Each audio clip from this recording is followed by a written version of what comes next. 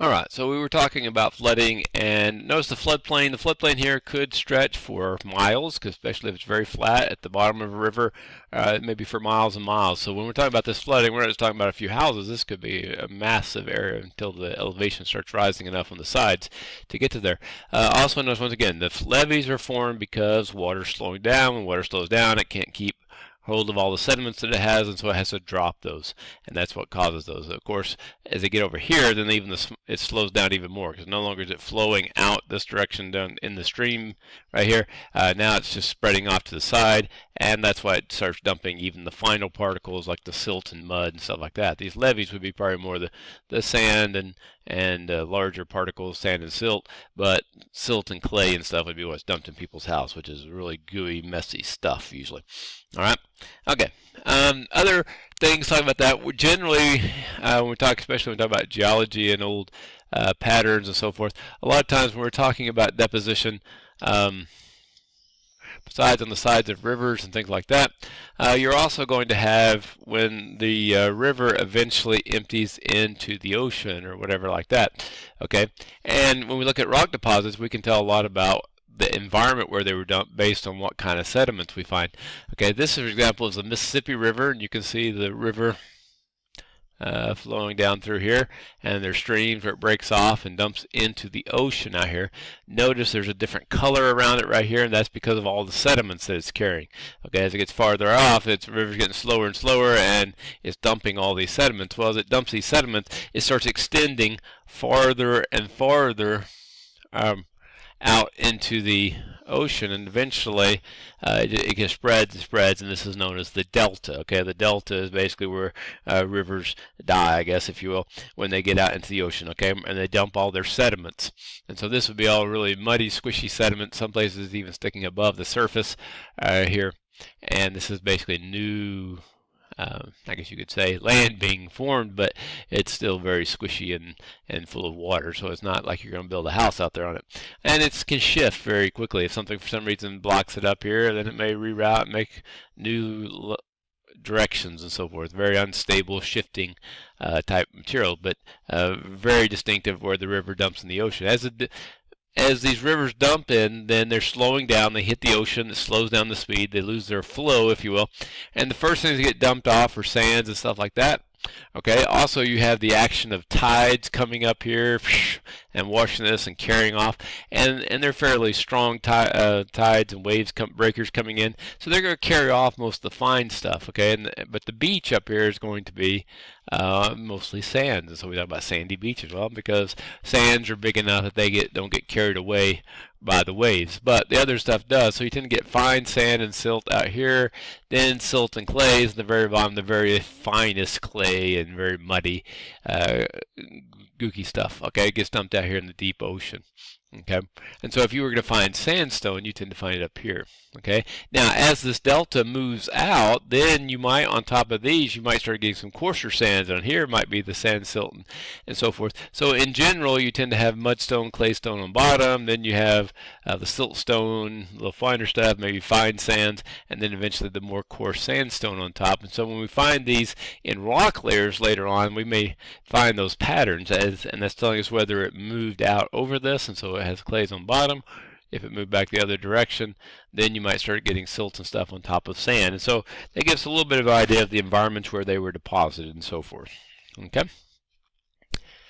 Last thing that we want to talk about with rivers and streams is the idea of watersheds and divides and drainage basins. Okay.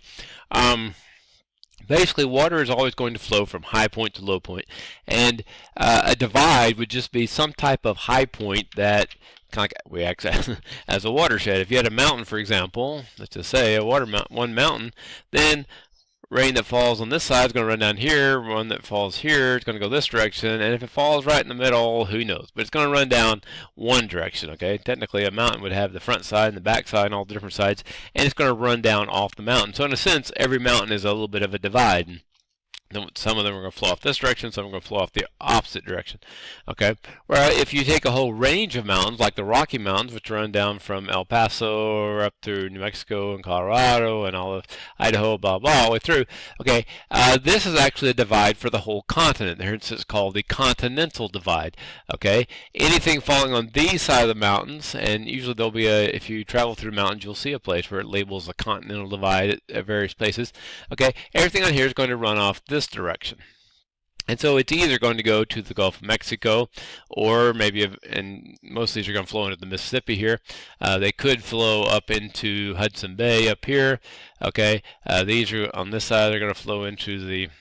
We have another divide here. It'd be the Appalachians. Rivers on this side are going to go toward the Atlantic. Rivers on this side are going to flow back into the Mississippi.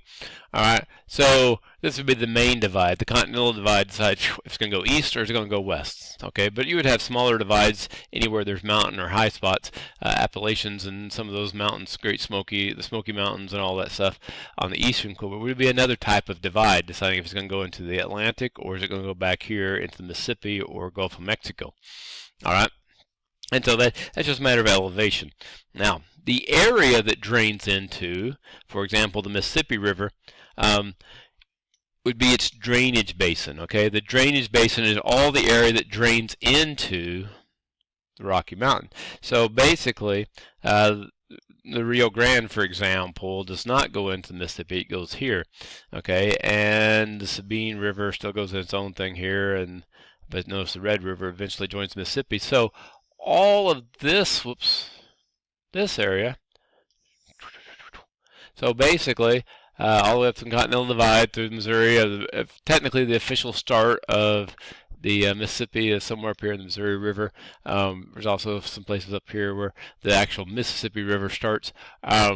But those are all the headwaters that run into the Mississippi River. So this whole area is the drainage for the Mississippi River, and that's why it's a large river, the largest river in North America. Why? Because it has the biggest drainage basin pouring into it. Okay. Now, the Amazon, for example, down here in South America, I don't, to be honest, know if it has a bigger basin or not, but it obviously has greater amounts of rainfall because you're talking about tropical rainforest, and so it is even bigger than Mississippi. But I don't know for sure, for example, if it really has a bigger drainage basin. Okay, and the drainage basin is important because, or sometimes we call this, instead of a drainage basin, we talk about the watershed. Okay, and watersheds are important because factories and coal mines, and I say we clear cut lumber, and so a lot of the dirt starts washing into it. It's going to affect everything downstream. Okay, anything that happens on that watershed then is going to affect the people downstream of it, and the water is going to be flowing down to them. And so very important, we're talking about terms of pollution and things like that, and the effects it's going to have. It's everybody downstream is going to be affected by that. All right, and so knowing where the drainage basins can be very important in order to figure out where or what is going to be affected by these particular ones. Also, not to mention, but just a small thing, but we also have mountain ranges down here, California going up to Washington, that also, once again, would make another mini divide. Okay, and decide where a lot of these are going to flow. But the Rocky Mountains form the greatest divide that completely separates these two, and there's not much mixing of one side or the other. Whereas, for example, here there's a low spot in between some mountain ranges here that would allow the Columbia River, Snake River, Columbia River to go through there. So they're not a complete walled off as much. The Appalachian Mountains would probably be more of a complete divide. But anyway, there's those ideas. All right, and we're done with chapter 28.